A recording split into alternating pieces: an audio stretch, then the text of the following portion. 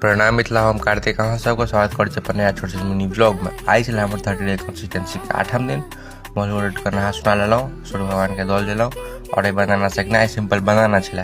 फिर बनाना खा के हम गेलहुँ दलान पर। देख सको अहाँ सब बाबा का कहल छे बैसल अलगे माहौल छे। फिर बीच में हम खेललहुँ क्रिकेट और खेललहुँ कनी मस्ती और साँझ हम चल गेलहुँ माटि मंगल देखे। देख सको अहाँ सब और गाँव के प्यार से सनसेट। फिर घर आबि के कलहुँ कनी हल्का फुल्का नाश्ता और खेलाई छलो स्टोन पेपर पिए लगल बढ़िया मारि।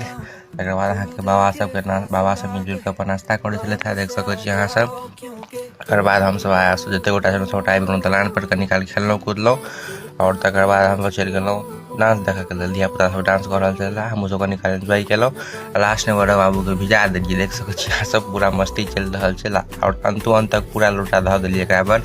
और आई के लेल चले मिले अगला ब्लॉग में। जय मिथिला जय मैथिली। और नीक लागल हो तो फॉलो जरूर करब।